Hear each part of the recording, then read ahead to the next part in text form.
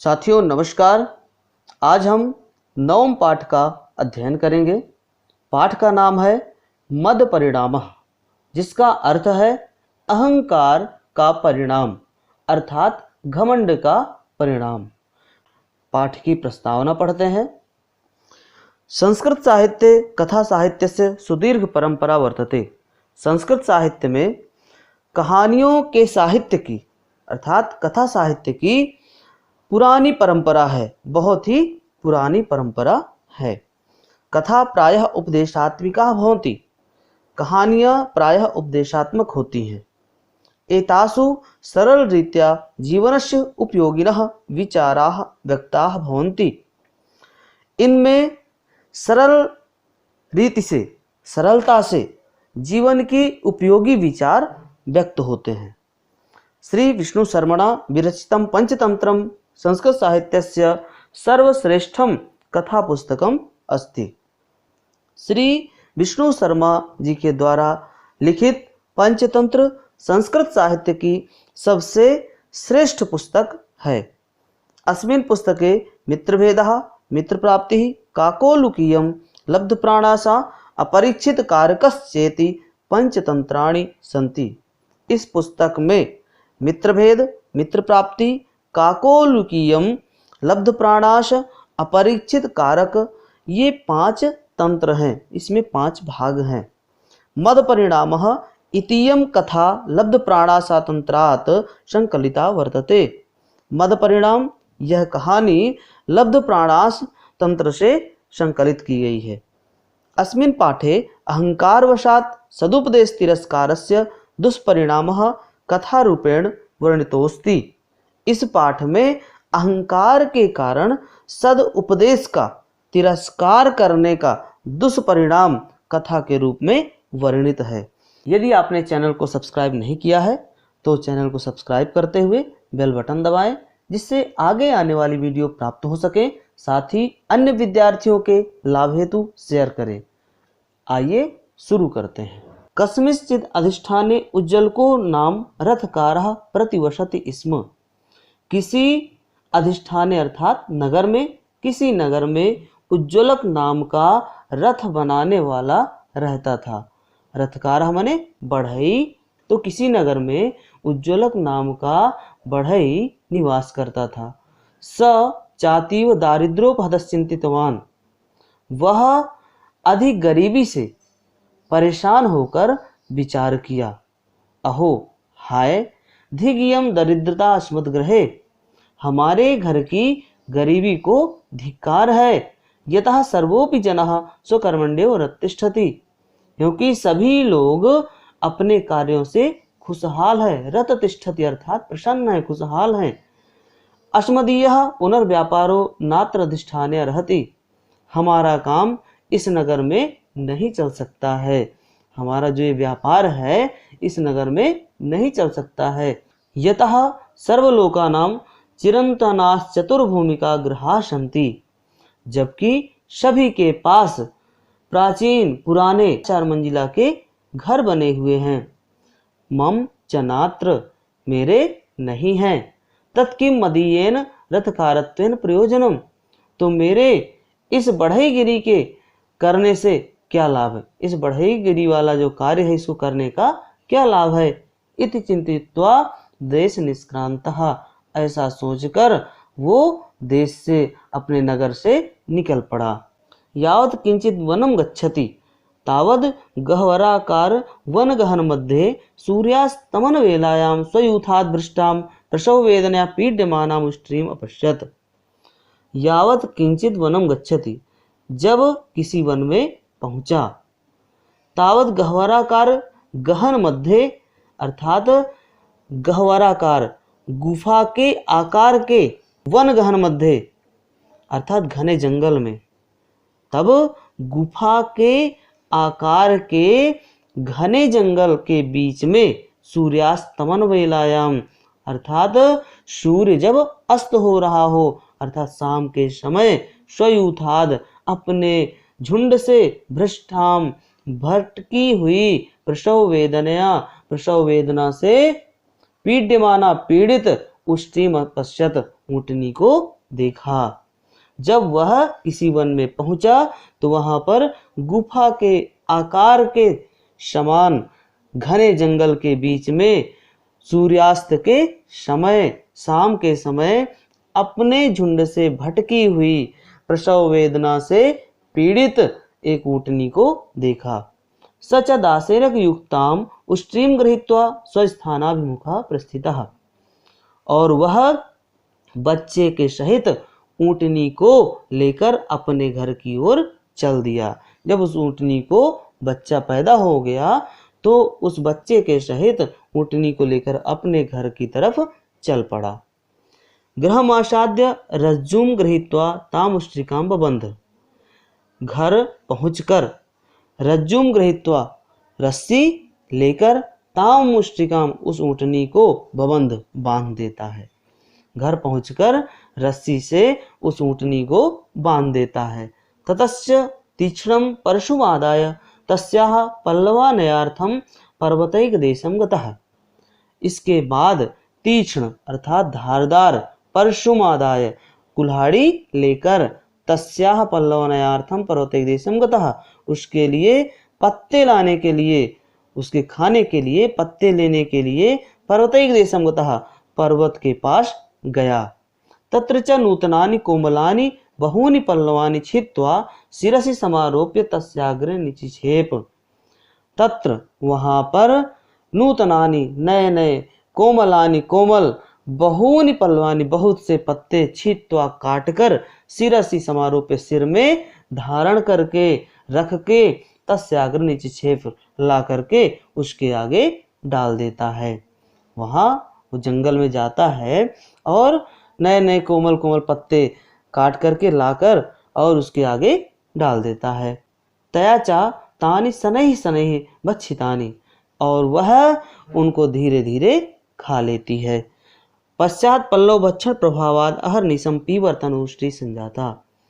पत्ते खाने के प्रभाव से, प्रतिदिन वो पत्ते खाती, उसके प्रभाव से वह ऊँटनी मोटी तगड़ी हो गई। पीवर्तन मोटी तगड़ी हो गई। सोपी दासेर को महानुष्ठा संजाता। और वह ऊँटनी का बच्चा भी बड़ा ऊँट हो गया। ततः स नित्यमेव दुग्धम गृहीत्वा स्वकुटुंबम परिपालयति। वह प्रतिदिन दूध पाकर अपने परिवार का पालन करता है, अपने परिवार का पालन पोषण करता है।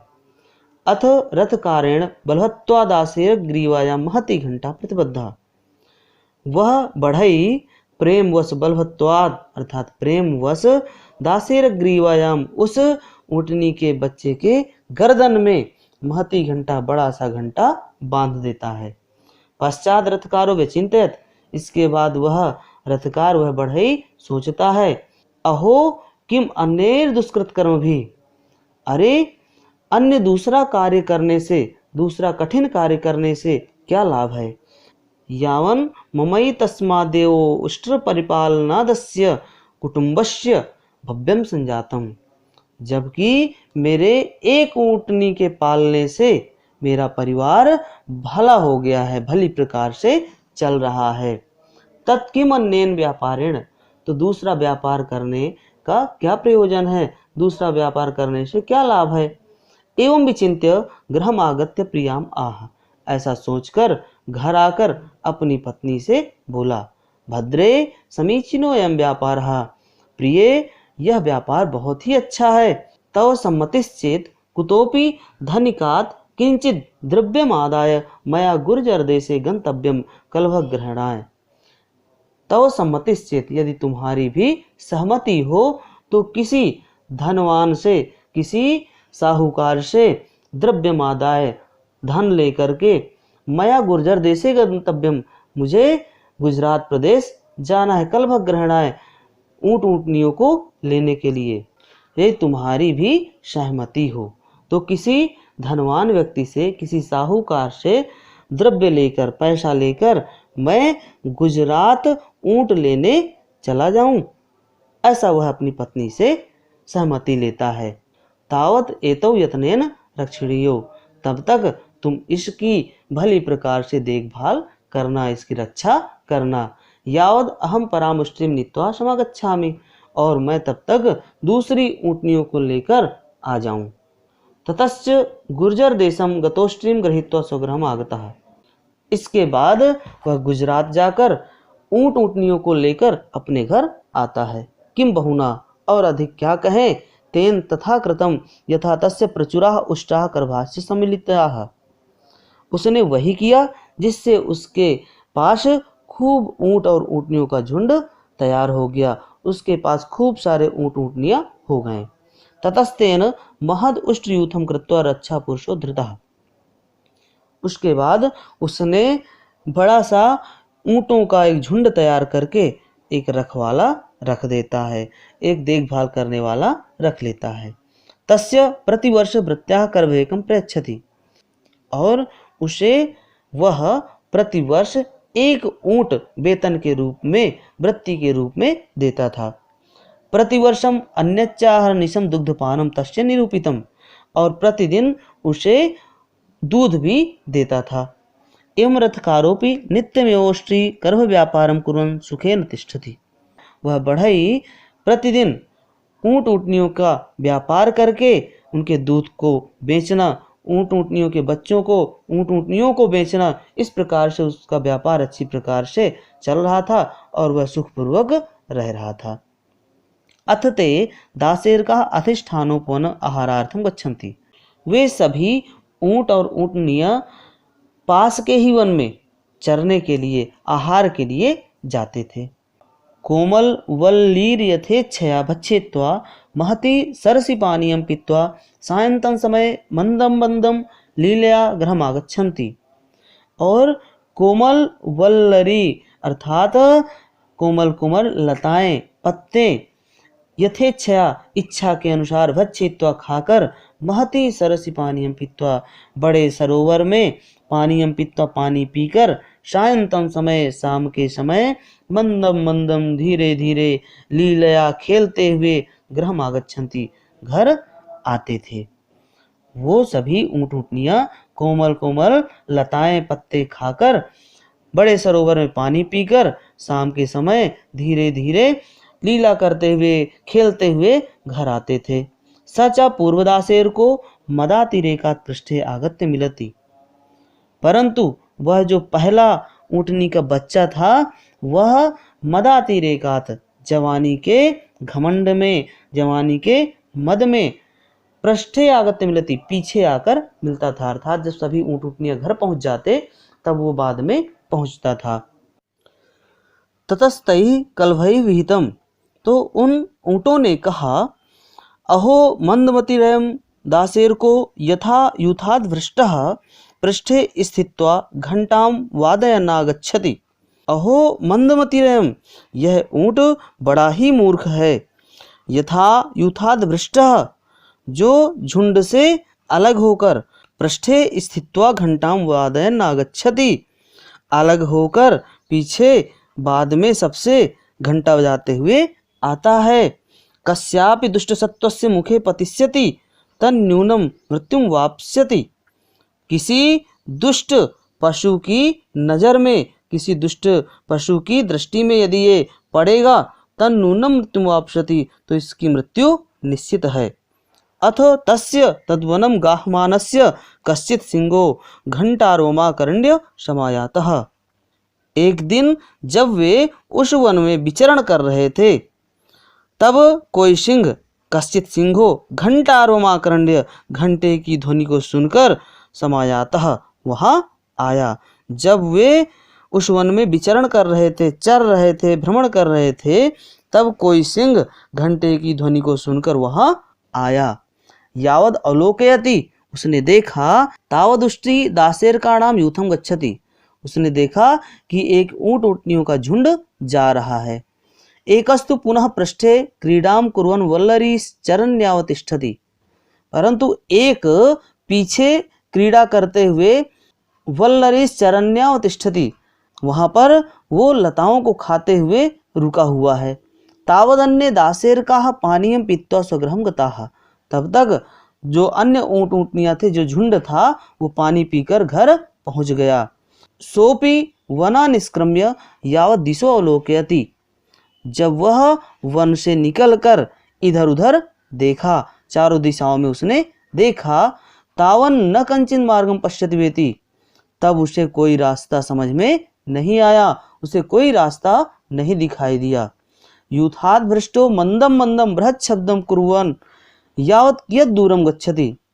जब वह यूथ से भटक कर अर्थात अपने झुंड से भटका हुआ मंद मंद धीरे धीरे बृहत् शब्दम कुर्वन् अर्थात जोर से चिल्लाते हुए कियत दूरम गच्छति कुछ दूर जाता है। तावत शब्दानुसारे सिंहो भी क्रमं कृत्वा निर्भृतोग्रे व्यवस्थितः, तब तक शब्द के अनुसार सिंह आक्रमण करने के लिए चुपचाप आगे व्यवस्थित हो जाता है, आगे तैयार होकर बैठ जाता है। ततो यावदुष्टः समीपम आगतः, और जब वह ऊंट उसके समीप पहुंचता है, उसके समीप जाता है, तावत सिंहेन लभित्वा ग्रीवायाम गृहीतो मारितस्य, तब उस सिंह ने लभित्वा छलांग लगाकर ग्रीवायाम गर्दन में गृहीतो पकड़कर मारितस्य मार देता है। अतो अहम ब्रवीमि, इसलिए मैं कहता हूँ। कौन कहते हैं? श्री विष्णु शर्मा जी कहते हैं। सताम वचनमादिष्टम मदेन न करोति यः सविनाशम वाप्नोति घंटोष्ट्र इव सत्वरम। श्री विष्णु शर्मा जी कहते हैं कि सताम वचनमादिष्टम मदेन न करोति यः, जो सज्जनों के आदेश का पालन नहीं करता है, जो बड़ों के वचनों का, सयानों के वचनों का मद के कारण, घमंड के कारण पालन नहीं करता है, उनकी बात को नहीं मानता है, सविनाशम वापनोति घंटोष्ट्रिव सत्वरम, वह जिस प्रकार से बुजुर्ग ऊँटों की बात नहीं मानी, उसी प्रकार से मनुष्य का भी विनाश होता है। जो अपने से बड़ों की बातों को नहीं मानता है, अपने से बड़ों का आदर नहीं करता है, वो उस ऊंट के समान ही विनाश को प्राप्त होता है, वो ऊंट के समान ही नष्ट हो जाता है। इसीलिए हम सभी को अपने से बड़ों की बातों का सम्मान करना चाहिए, उनकी बातों का आदर करना चाहिए, उनकी बातों को हमें मानना चाहिए। आज का वीडियो यही समाप्त करते हैं। अगले टॉपिक के साथ पुनः मिलेंगे। धन्यवाद।